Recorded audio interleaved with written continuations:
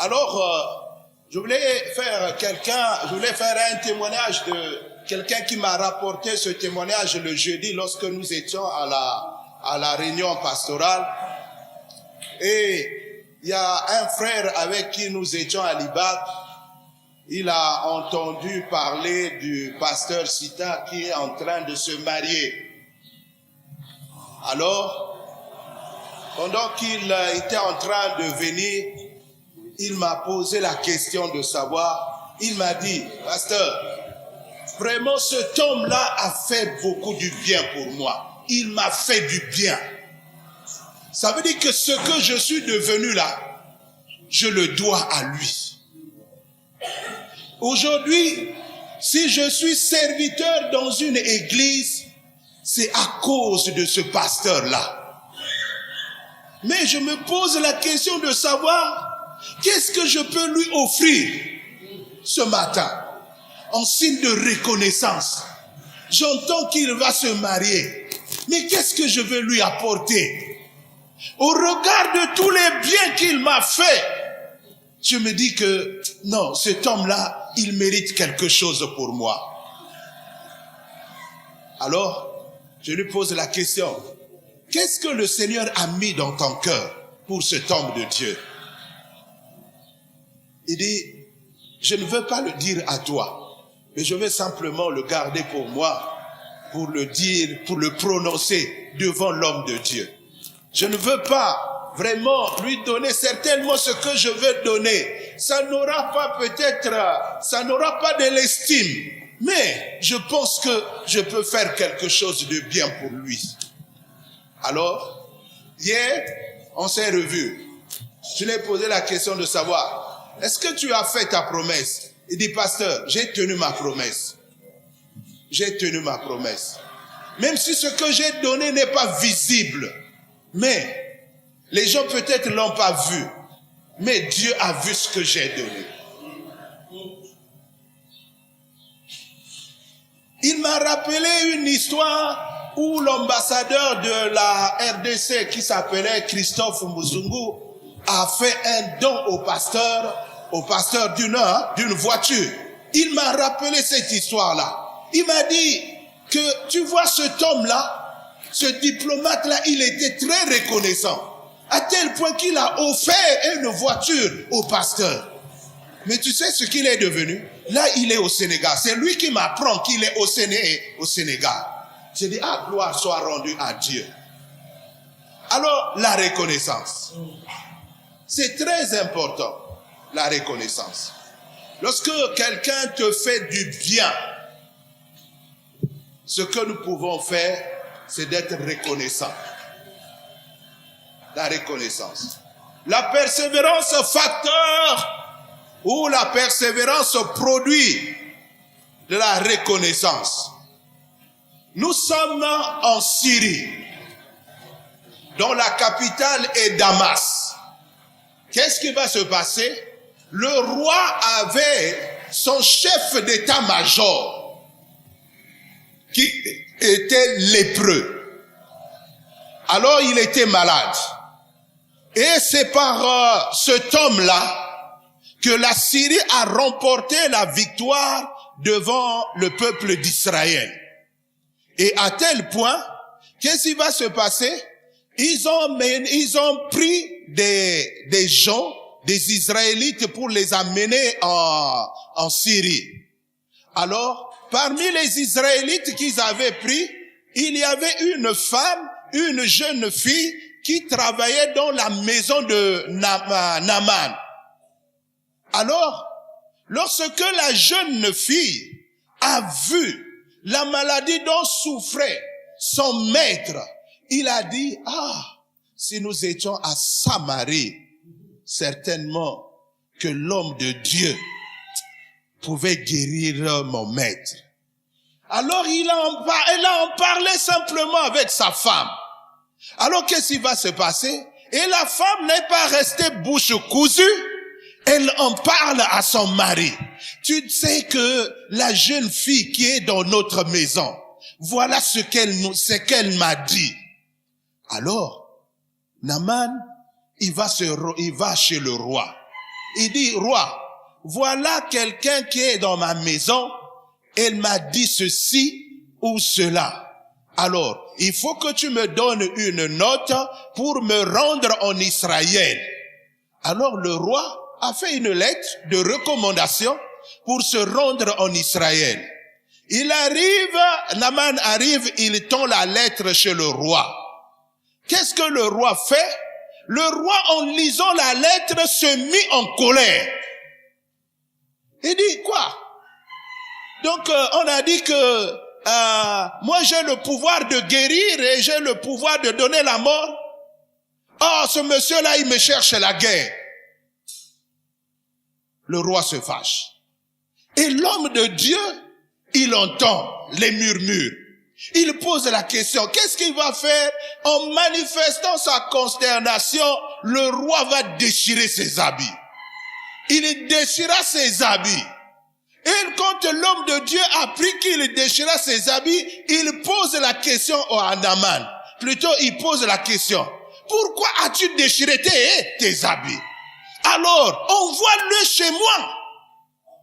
Et c'est de cette manière-là que Naaman va arriver entre les mains d'Élisée. Maintenant, en arrivant dans la maison à proximité, à l'entrée de la maison, Élisée envoie son serviteur. Il dit, va dire à Naaman, dis-lui d'aller se laver dans le Jourdain là, hein, notre eau là. Dis-lui d'aller se laver 7 fois. Naaman était frustré. Il était en colère. Non, comment? Ça veut dire que Naaman, il était en colère.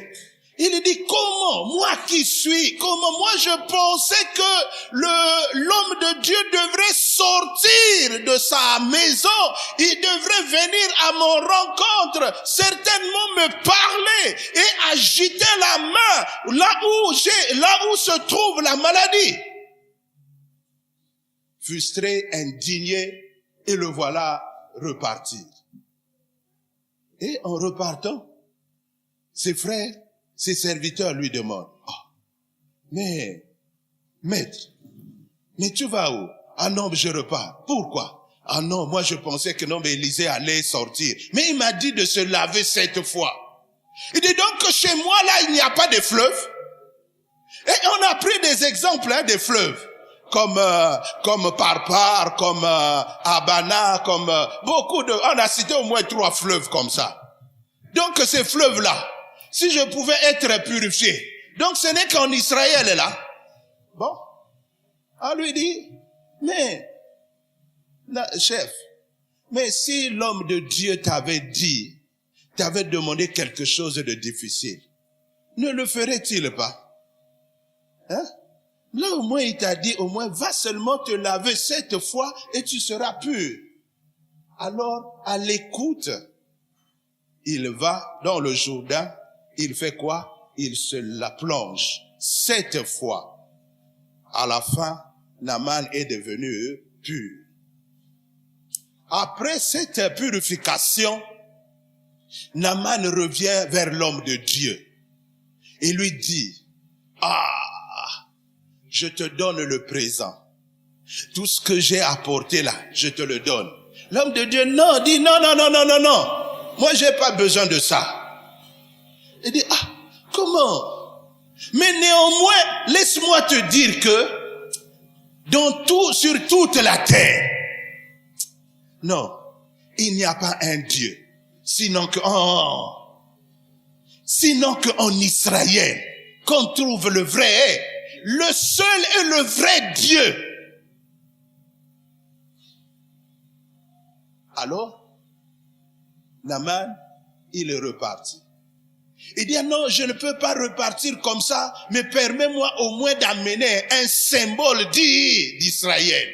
Il demande au prophète de lui donner une portion de sa terre. Ça veut dire que un tas de terre simplement pour amener dans son pays, que cela devrait certainement constituer un autel pour lui.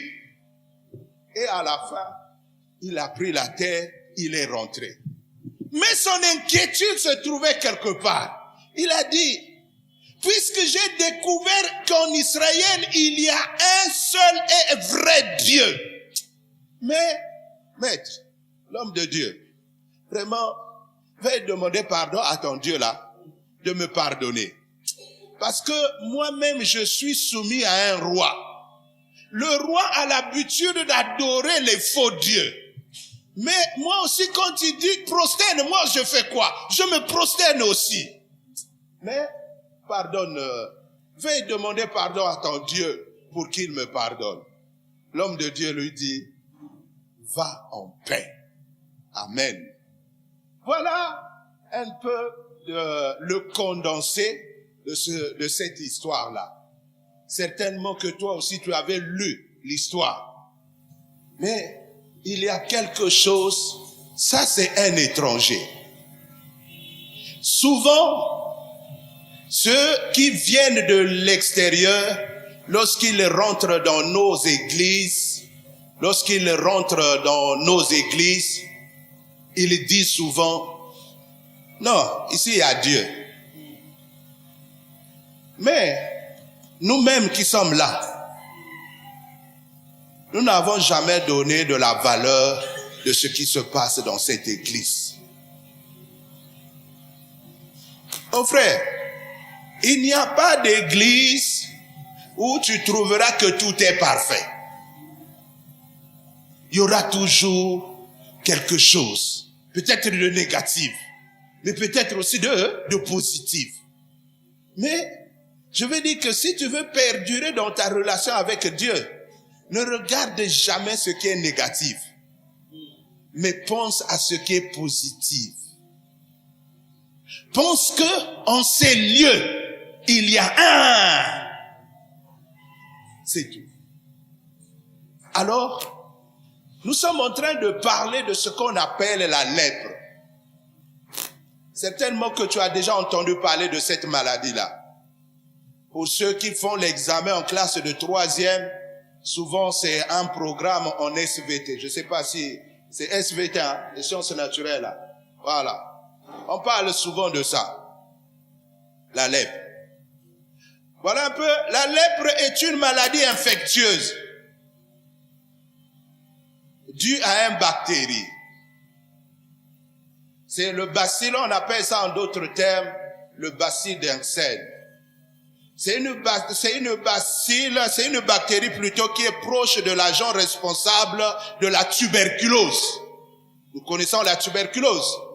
Ça veut dire que la maladie telle que la tuberculose et la lèpre ont ce qu'on appelle le même agent pathogène. Je ne viens pas pour te faire un cours sur le SVT. Mais je viens simplement pour te donner quelques indications pour que tu puisses comprendre la quintessence de cette maladie-là. Puisque c'est une maladie qui existe jusqu'aujourd'hui. Et nous devrons en parler. Alors, puisqu'il dit responsable de la tuberculose touchant les nerfs périphériques, la peau, les muqueuses, rongeant les tissus et provoquant des infirmités sévères, endémiques dans certains pays tropicaux, comme chez nous. Mais il y a deux formes de lèpre. La première forme, c'est la plus courante appelée la lèpre tuberculeuse, caractérisée par des modules insérant la peau et les muqueuses. La deuxième forme, c'est la lèpre anesthésique, qui attaque surtout les nerfs de la périphérie, occasionne des troubles de la sensibilité. Vous allez vous rendre compte que, à cause de la lèpre, il y a les phalanges de notre main, les doigts commencent à se faire quoi? Commencent à se couper. Et lorsque les doigts, les phalanges de nos mains commencent à se couper, ça montre que c'est un signe de la lèpre. Et ces gens-là ne restaient jamais au milieu de la société. C'était des gens à qui on mettait les gens en quarantaine. Jusqu'aujourd'hui, Dans notre pays, il y a une association qui s'occupe de cette maladie-là. C'est vers, comment on appelle ça? Vers Kinsundi Barrage comme ça. Là, il y a un hôpital de lépreux là-bas. Et c'est là-bas qu'on soigne cette maladie. Alors, mais au sens figuré, la lèpre est comme le péché. La lèpre est comme le péché. Puisque la lèpre t'exclut au milieu de la société, mais aussi la lèpre te fait exclure dans la communion avec le peuple de Dieu. C'est la même chose avec le péché. Le péché nous fait quoi? Le péché nous sépare de la relation avec Dieu. Le péché brise la relation avec Dieu. Le péché nous empêche de voir Dieu, mais aussi de parler à Dieu et nous écouter. Donc la lèpre, nous pouvons lire ça peut-être. Le péché, plutôt au sens figuré, la lèpre est comme le péché. Un mal insidieux, infiniment grave. Nous pouvons lire ça dans le livre de Lévitique, chapitre 13, le verset 2. La lèpre rend impur. La lèpre rend impur. C'est comme le péché. Le péché nous rend comment? Le péché nous rend impur. Le péché nous rend impur. Mais aussi, la lèpre interrompt toute communion avec le sanctuaire et le peuple de Dieu. Il y a aussi le péché qui interrompt la communion. Mais la maladie là aussi fait quoi? Fait interrompre la communion avec Dieu, mais aussi avec le peuple de Dieu. Nous pouvons lire ça dans Lévitique chapitre 13, le verset 45 à 46. Celui qui souffre de la lèpre, c'est un quoi? C'est un lépreux. Et les lépreux étaient bannis du camp, loin du sanctuaire et de toute société. Ils devraient porter des habits déchirés. Signe de quoi? Signe de deuil. Ils portaient quoi? Ils portaient des habits déchirés.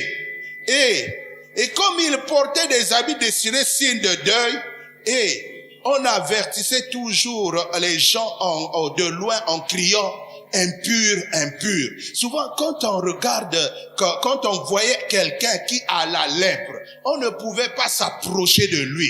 Mais il y avait toujours des gens qui criaient que non, mais celui-là, c'est un impur. Et comme c'est un impur, les gens qui étaient comment? Les gens sont obligés de se retirer. Les gens sont obligés de se disperser à cause de cette maladie.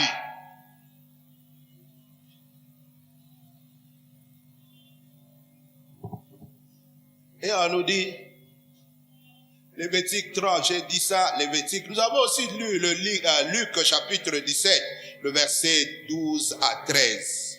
Il était tenu pour mort. Donc pour des gens qui souffraient de la lèpre, c'est comme quelqu'un qui est comment? Qui est mort. Quelqu'un qui n'est plus considéré. Regardez simplement ceux qui sont dans cet hôpital-là.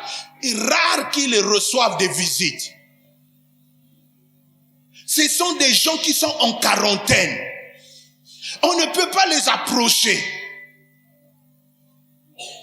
Nous pouvons lire ça dans le nombre 12, le verset 12. Mais nous avons aussi, comme Naaman, dans 2 Rois chapitre 5, le verset 1 à 14. Nous avons non pas seulement Naaman a souffert de la lèpre, mais aussi il y a un roi en Israël qui a souffert de cette lèpre-là. Par exemple, le roi Osias. Nous pouvons lire ça dans le livre de 2 Rois, chapitre 15, le verset 5. 2 Chroniques 21, 2 Chroniques 26, le verset 21. Les Israélites bannissaient les lépreux de la société. Nombre 5, le verset 1 à 4. Luc 17, le verset 12. Les Syriens ne pensaient pas que cette maladie répugnante fut contagieuse, le roi s'appuyait sur la main de qui? De Naaman. Il s'appuyait sur la main de Naaman, lequel vit au milieu de sa famille et de ses serviteurs. 2 Rois, chapitre 5, le verset 18. Donc, il y a plusieurs, puisqu'il y a 2 formes de lèpre. La lèpre est contagieuse, selon les Israélites. Mais pour les Syriens, la lèpre n'est pas contagieuse. Puisque Naaman était au service du roi, ça veut dire que le roi, pour se déplacer, il s'appuyait de la main de qui? De Naaman. Donc pour lui, la lèpre n'était pas aussi un obstacle pour repudier ou pour mettre en quarantaine le Naaman.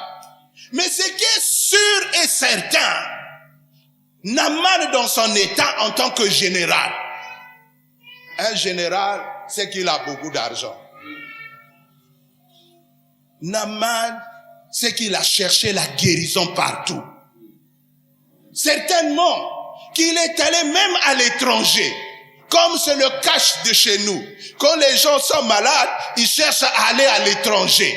Parce que ici, il n'y a pas les structures adéquates.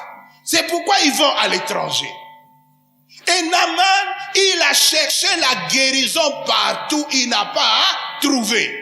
Souvenez-vous de cette femme qui coulait du temps pendant combien de temps? 12 ans. La parole de Dieu nous dit, cette femme-là est passée entre les mains de plusieurs médecins pour chercher la guérison. Mais elle n'avait pas reçu la guérison. Mon frère, il y a des maladies. Il n'y a que Dieu qui peut les guérir. Et il y a une maladie, c'est que Dieu a confondu, que ce soit les professeurs, les hommes sages de ce monde, ceux qui prétendent dire que non, mais ils ont le monopole de la science. Mais Dieu les a confondus que non, mais eux, ils ne connaissaient pas en réalité la vérité. Mais celui qui détenait la vérité, c'est qui? C'est Dieu. Et capable de faire quoi? De guérir. De quelle maladie souffres-tu? Ou bien des gens dans nos familles souffrent de maladies. Mais nous sommes passés entre les mains de plusieurs médecins. Combien de rendez-vous n'avons pas obtenus chez le médecin? Combien d'argent n'avons-nous pas dépensé?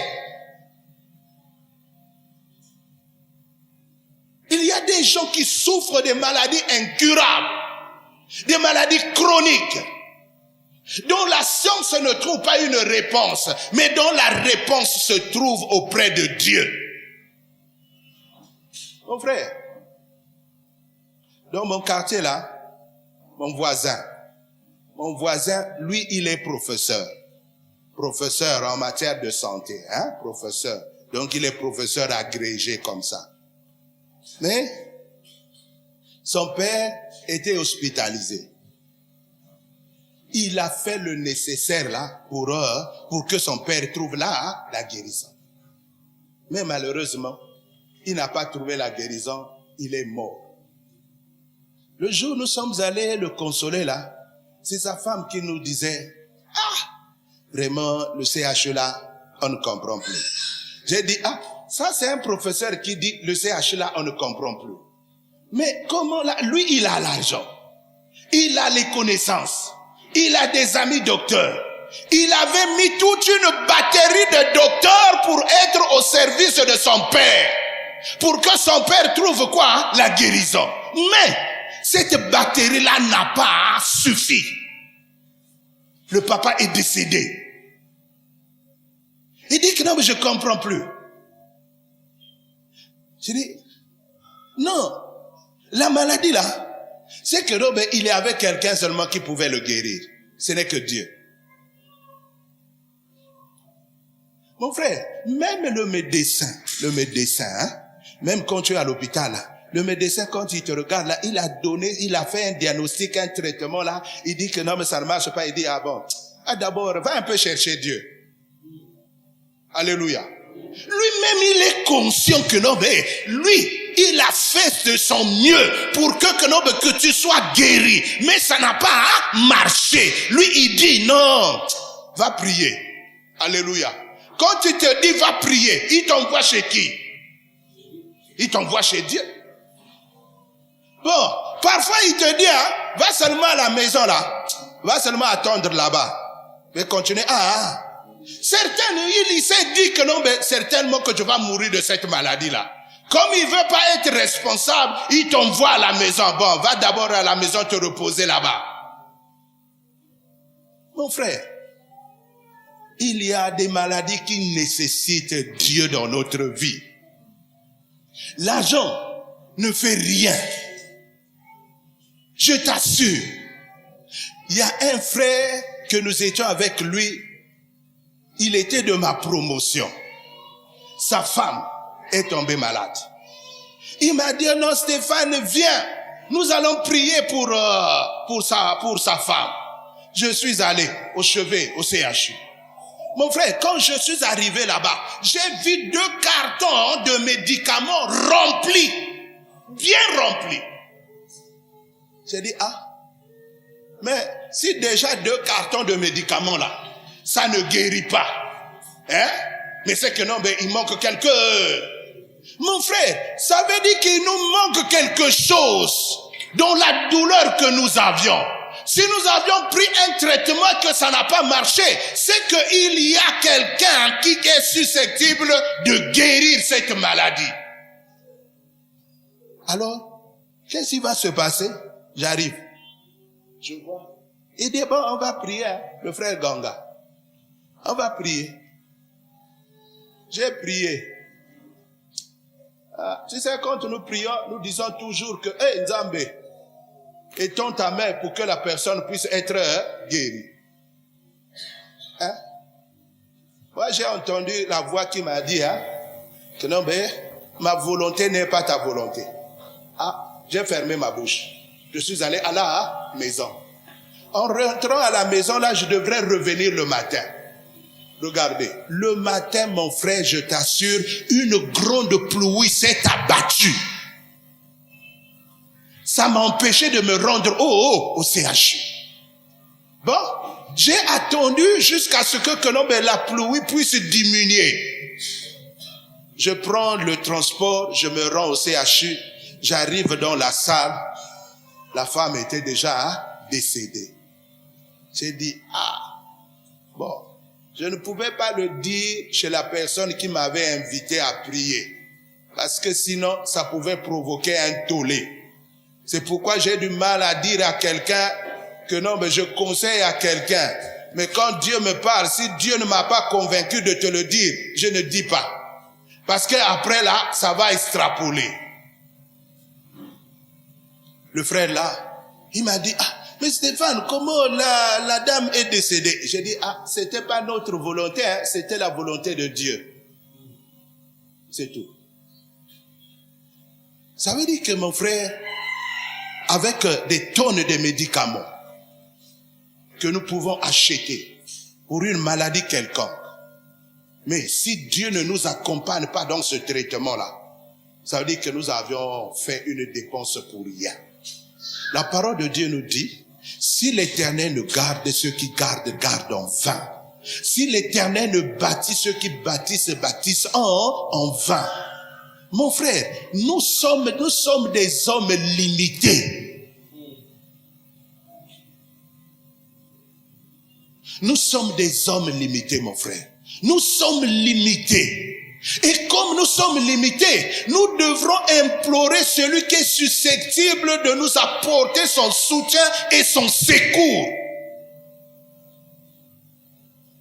Et c'est là, qu'est-ce qui va se passer?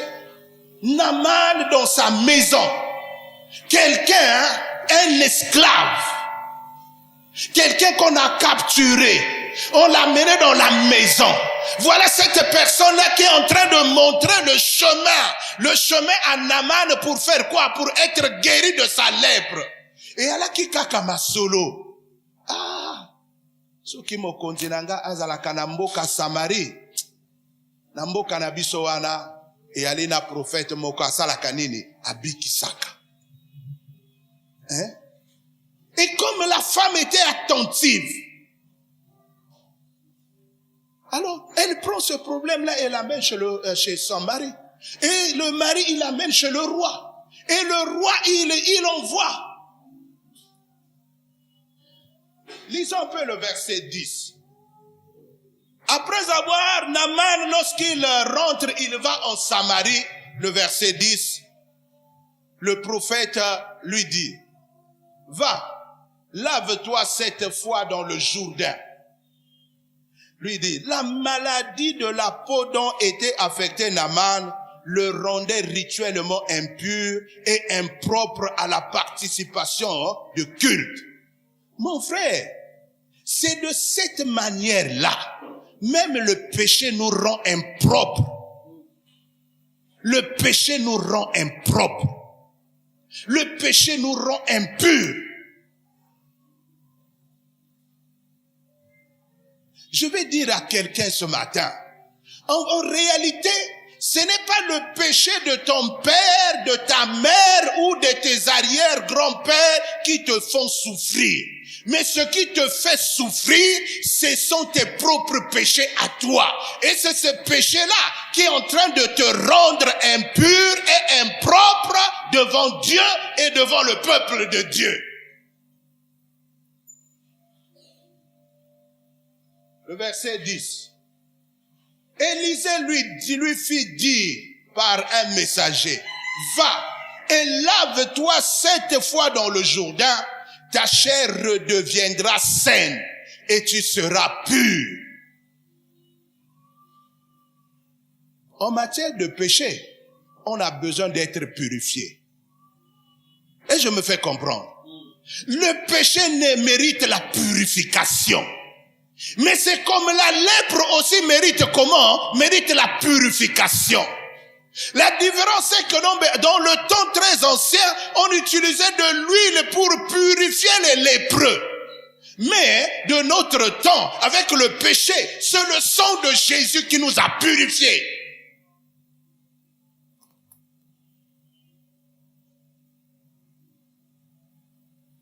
Et dit, tu seras pur. Nous pouvons lire ça encore dans Matthieu chapitre 8, le verset. Il dit, guéri de ce genre de maladie, revenez donc à être pur. Ça veut dire quand on est purifié, c'est que donc on est guéri. Matthieu chapitre 8, le verset 3. Matthieu chapitre 8, le verset 3. Jésus étendit la main, le toucha et dit, je le veux, sois pur. Et aussitôt il fut purifié de sa lèpre. Il dit, je le veux. Si vous lisez ce texte-là, c'est lui qui pose la question, est-ce que tu ne peux pas me guérir de ma lèpre? Il dit, oui, je le veux, sois pur. Toutes les sociétés occidentales pratiquent des bains rituels de purification. Maintenant, le chiffre 7. On nous a dit, il est allé se plonger dans l'eau, dans le Jourdain combien de fois? 7. Ok. Le chiffre 7 est le symbole de la plénitude. Le chiffre 7. Le symbole de la plénitude. Josué a contourné la ville de Jéricho combien de fois? Combien de jours dans la semaine? Je te donne simplement ces indications-là pour que tu puisses comprendre. Symbole de la plénitude. Lisons un peu le verset 15. Le verset 15. 2 Rois chapitre 5, le verset 15.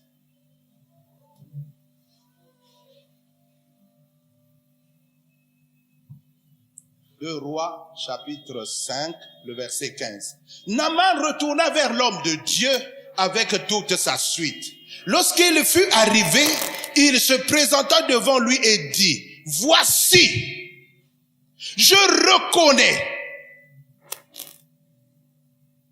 Il dit quoi? Voici, Mais toi, tu n'as jamais reconnu que dans cette église-là, Nzambazali. Ça, je te dis. Ça veut dire que, tellement que, un jour j'étais en train, et aller parfois, bon, me salonner, monter ça la bongo.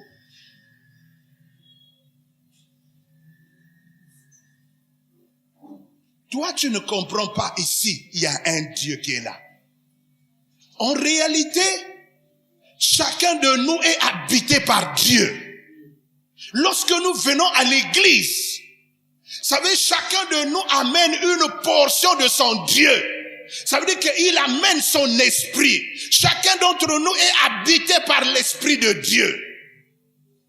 Mais lorsque nous nous rencontrons, nous célébrons le culte. Ça veut dire que non, mais nous mettons nos fagots ensemble. Nous mettons notre bois allumé ensemble. Et comme nous mettons nos bois ensemble pour brûler, alors c'est là que le miracle va se produire. Mais si le miracle ne se produit pas, c'est parce que nos bois ne sont pas allumés. Regardez simplement ce que tu as fait tout au long de la semaine là. Tu t'es pas même approché de Dieu.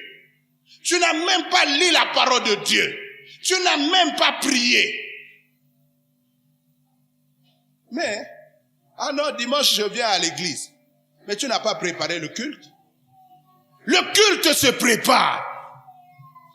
On prépare le culte avec Dieu depuis la maison jusqu'ici. Même le jour de mercredi, vendredi, quand on vient ici pour préparer le culte de dimanche, on ne trouve personne. Les gens que non, mais le vendredi nous étions combien? Peut-être 8 personnes ou 9 personnes. Est-ce que dans cette église-là, il n'y a que 9 personnes? Mais où sont les autres? Mon frère, le feu se teint faute de quoi? Le feu se teint faute de bois. Quand il n'y a plus le bois, le feu va faire quoi? Le feu va se teindre. Pour que le feu continue encore, il faut mettre du bois. Et le bois, c'est toi et moi. Chacun apporte un bois qui est allumé pour produire de la vigueur, pour produire pour produire la guérison, pour produire la paix, pour produire la délivrance dans les cœurs. Mais si on vient en trop personne. Pasteur Zacharie me dit toujours, avec le peu là, continue toujours à prier. Continue toujours. Il me fortifie comme ça. Il dit, continue toujours à prier. Continue. Même si nous sommes, il n'y a pas, c'est pas grave. Continuons toujours. Alléluia. Non, mon frère. Il y a aussi l'année qui s'achève. Et chacun d'entre nous devait prendre aussi conscience de ça. Alléluia. Alors, Naaman était bouleversé. Nous sommes ici. Il dit, voici je reconnais qu'il n'y a point de Dieu sur toute la terre si ce n'est en. Ça veut dire que non, mais Naaman, il a eu à parcourir le monde pour chercher la guérison, mais il n'avait pas trouvé. Mais qu'est-ce qui s'est fait? Qu'est-ce qui s'est produit? Simplement quelqu'un qui était dans sa maison, c'est lui qui avait la solution. Souvent, mon frère, nous cherchons la solution ailleurs, mais nous oublions que la solution est à côté de nous. C'est parce qu'il nous manque de la révélation. Tango batonde bazolo batozo comprendre te.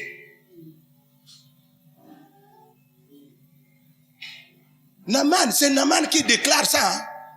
Il n'y a pas, il dit, sur toute la terre, si ce n'est pas en. Et il va lui, et maintenant, accepte, je te prie, un présent de la part de ton. Ah, lui, il dit, ah non, ah, j'ai pas besoin de ça.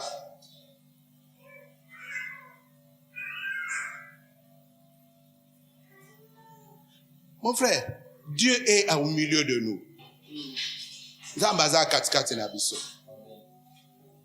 Mais ce qui nous manque, c'est la détermination. Ce qui nous manque, c'est la volonté. Ce qui nous manque, c'est la fidélité. C'est la fidélité qui nous manque envers Dieu. Comme il nous manque la fidélité, c'est pourquoi nous ne sommes pas reconnaissants envers ce Dieu-là. Moi, je vois les gens témoigner ici, là. Ah, Bandeko, alléluia. Les gens font des témoignages. Bon, ceux qui nous ont basé à la carte, mais les témoignages, on est Ottawa. Alléluia. Donc, c'est qu'ils nous ont mais ce cas, ça la pour na bateau moussous. Mais pourquoi ça la 4-4 c'est na yote? Alléluia. C'est qu'il y a un problème. Le problème n'est pas chez Dieu, mais le problème c'est moi. Le problème c'est toi-même. Est-ce que je me fais comprendre? C'est à toi de revoir ta relation avec Dieu. Sinon que Dieu est capable de travailler avec n'importe qui. Il suffit simplement que cette personne-là soit comment? Soit disponible. Il nous manque ce qu'on appelle la disponibilité du cœur. Nos cœurs ne sont pas disponibles pour Dieu.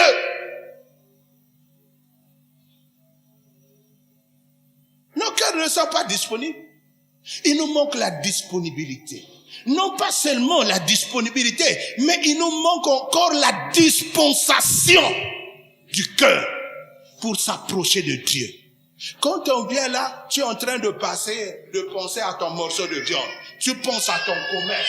Tu penses à ton travail. Tu penses à ton mari. Tu penses à ta femme. Comment veux-tu que Dieu soit complètement en relation avec toi? Chaque fois que tes pensées se volatilisent, ça veut dire que tu rends ta relation avec Dieu.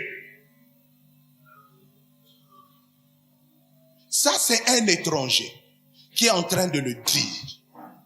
Il a quitté où? Il a quitté la Samarie. Il est venu en Israël pour chercher la guérison. Mais eux-mêmes, les Israélites, non, ils ne s'occupent pas de ça. Non, ils ne voient pas l'homme de Dieu. Ils sont rentrés dans ce qu'on appelle dans l'idolâtrie. Ils ont commencé à adorer les faux dieux. Mais Naaman, il dit, l'Éternel est le seul vrai Dieu en Israël. Nous pouvons encore lire ça, peut-être dans 1 Roi, chapitre 21, chapitre 18, le verset 21, ou le verset 37, le verset 39, Deutéronome 6, le verset 4. Alors que Israël vénérait les idoles et abandonnait Dieu. Mon frère, au milieu de nous, nous avons abandonné Dieu. Biso tosanini, toboakisi nzambe. Nous avons abandonné Dieu. Nous sommes comme les Israélites là. Et nous sommes en train de vénérer simplement nos idoles. Mais nous avons abandonné ce qui fait la foi. C'est pourquoi nous sommes en train d'aller de maison en maison. De serviteur en serviteur. De prière en prière. De lavage en lavage. Quoi sais-je encore? Alors que cet étranger le confesse comme le seul vrai Dieu. Matthieu chapitre 8, le verset 10 à 12. Luc 4, le verset 27.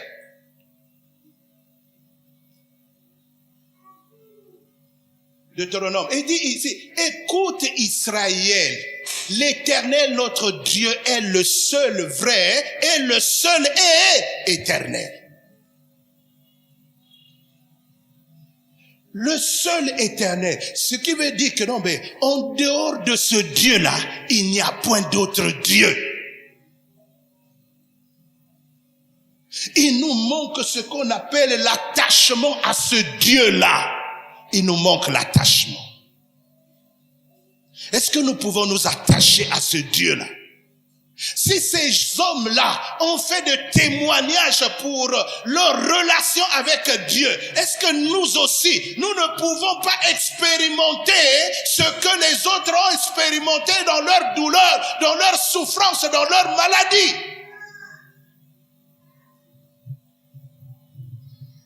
Non, le problème chez nous, c'est que quand on a mis simplement, là on a pris la graine de maïs là, on a mis sous terre là. Toi tu veux que aujourd'hui, que tu manges le maïs. Aujourd'hui. C'est ça le problème. Ça veut dire que non, mais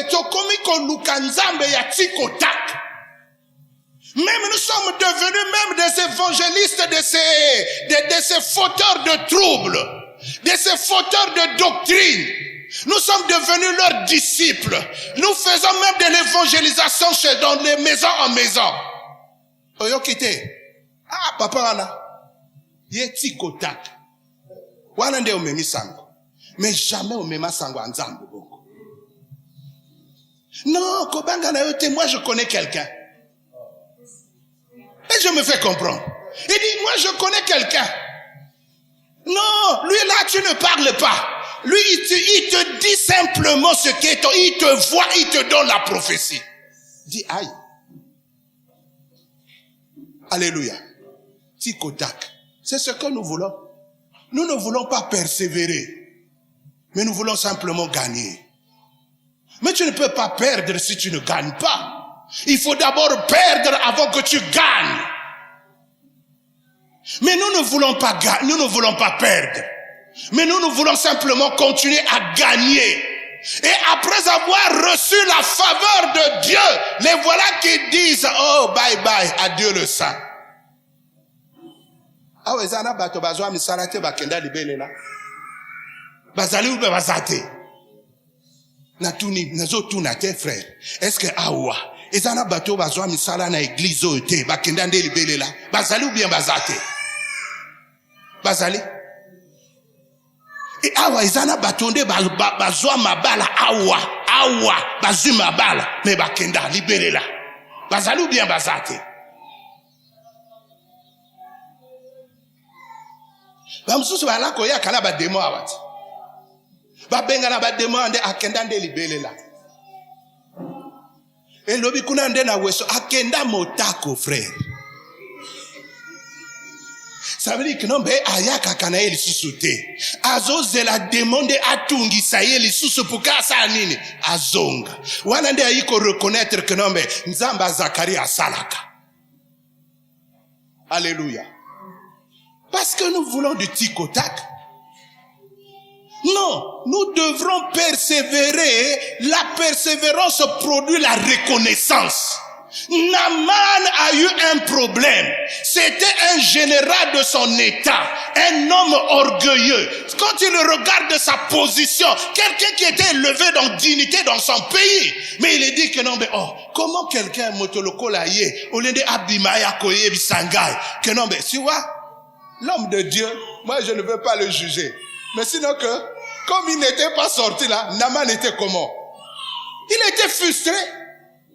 Il dit, moi, je voulais que lui-même qu'il sorte et qu'il me parle. Mais Atindika Moussali naye, ça n'a pas si vraiment. Naaman Salini, Azongi. C'est à cause de ça que Naaman n'a pas obéi à la parole de l'homme de Dieu. Parce que lui, il voulait rencontrer l'homme de Dieu face à face. Ça veut dire que dans notre église, dans notre relation, ça veut dire que Dieu ne descendra pas lui-même pour te parler, mais Dieu parle au travers quelqu'un. Et je me fais comprendre. Dieu parle au travers de quelqu'un. Mais que non, mais comme c'est le frère Blanchard qui a parlé, toi là, tu ne prends pas. Non. Non, ça je ne considère pas ça. Mais quand c'est le bishop qui parle, quand c'est l'apôtre là, hein, ça là on considère. Non, apôtre Aïb Sakinga. Mais ce que l'homme de Dieu a envoyé son message, l'homme de Dieu a envoyé son messager. Nous sommes les messagers de Dieu.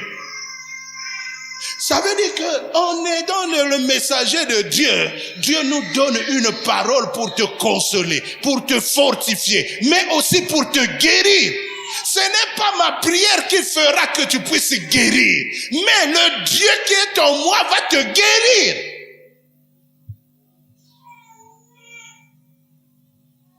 Israël, Manaïm.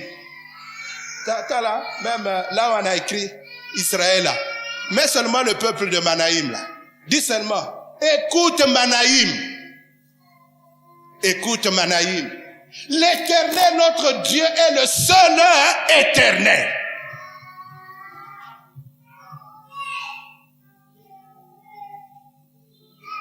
Matthieu chapitre 8, le verset 10 à 12. Luc chapitre 4, le verset 27.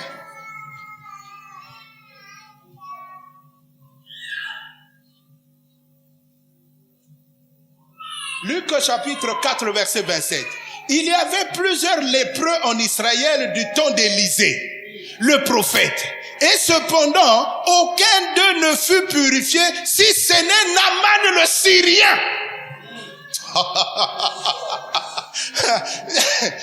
Est-ce que tu comprends? Non, tu n'as pas compris.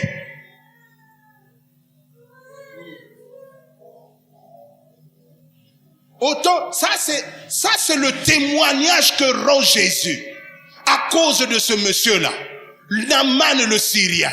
Regarde ce qu'il dit. Il y avait aussi plusieurs lépreux en Israël. Il y avait plusieurs lépreux. Autant de qui? Autant de prophètes Élisée. Mais si déjà au temps du prophète Élisée, Naaman a pu être guéri de sa lèpre, mais comment les Israélites eux-mêmes ne se sont pas guéris?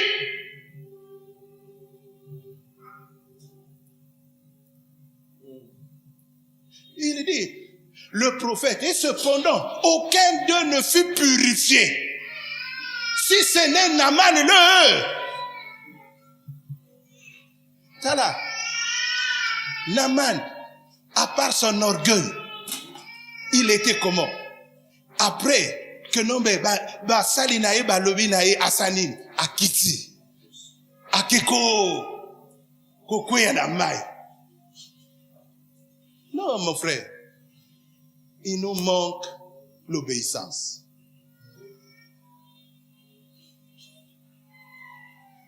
Et nous sommes en train de mépriser les gens. Hein? Nous sommes, en fait, c'est le mépris des hommes de Dieu. Ah, bongo, si je vais là-bas, qu'est-ce qu'il y a? Qu'est-ce que je vais trouver là-bas? Comme nous avons toujours besoin des hommes de renommée, hein, de renommée internationale. Nous aimons les pasteurs qui vont en France là, hein? C'est ceux-là que nous avons l'habitude de côtoyer. C'est vrai ou c'est faux? Les pasteurs que nous voyons sur les réseaux sociaux, ça là, c'est les pasteurs à qui nous donnons dîmes et offrandes. Ça, ce sont les pasteurs à qui nous obéissons.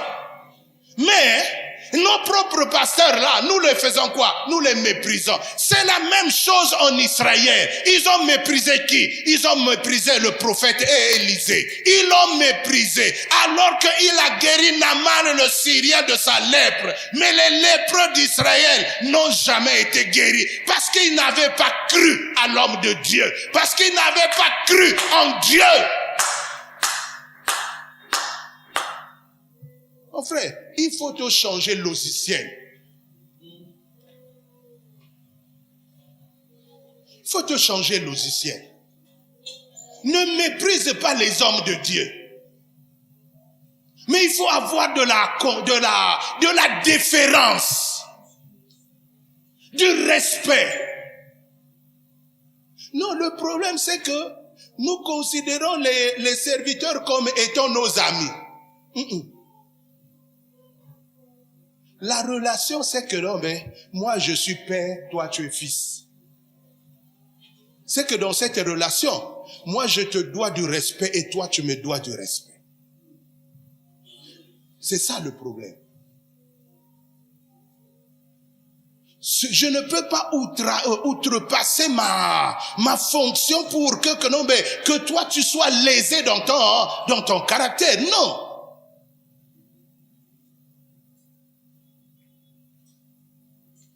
Mon frère, to zongande pa na nzambe. To bandande ko considérer nzambe. Ce qui a solo to considérer nzambe, alors nous allons considérer peu basali na nzambe. C'était le mépris en Israël. Mais aucun d'eux n'a été guéri. Sinon que quelqu'un est venu de l'étranger. Il a vu la main de Dieu, il est parti. Et quand il est parti, il dit que non, mais ngana kende kope sa sango. Mais pour que batoba yeba que na wuti mboka Israël, il faut na mema mabele.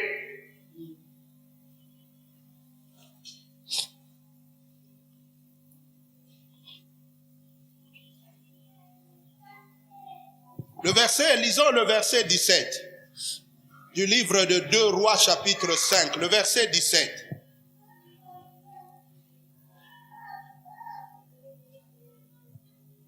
Deux Rois, le verset 17. Alors Naaman dit, puisque tu refuses, permets que l'on donne de la terre à ton serviteur en charge de 2 millets, car ton serviteur ne veut plus offrir à d'autres dieux, ni holocauste, ni sacrifice. Est-ce que je me fais comprendre? Ça veut dire qu'après avoir trouvé Dieu, il est reconnaissant. Il dit, non, je ne peux plus adorer d'autres dieux. Je ne peux plus offrir mon argent à d'autres dieux. Il dit, sinon qu'au Dieu dit d'Israël.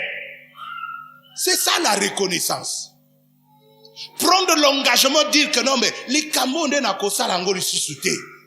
Le kolanzamba kangolingai, abimisinga na kacha likambo, ça veut dire que non, mais il faut na sanin, il faut na tunda nzam.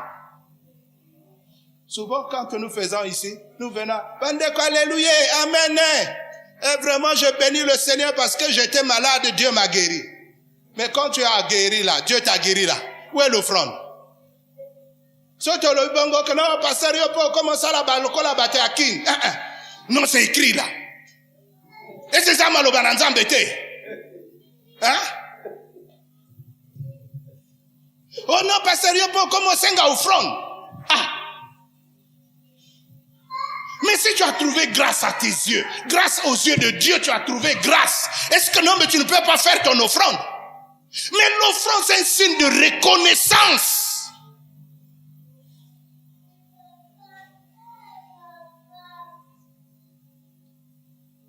Ah, pasteur. Il y a un problème, hein? Nous devons continuer à vous aller là, qu'au sambe. Là, il y a quelqu'un qui m'a fait rire dans cette semaine-là. Il m'a dit, pasteur, là, il y en a bateau moussous, hein, pour nous appeler ça offrande nayo, pour nous appeler ça offrande naïko, il faut ça l'intercession. Alléluia. Je te dis ce qui est vrai.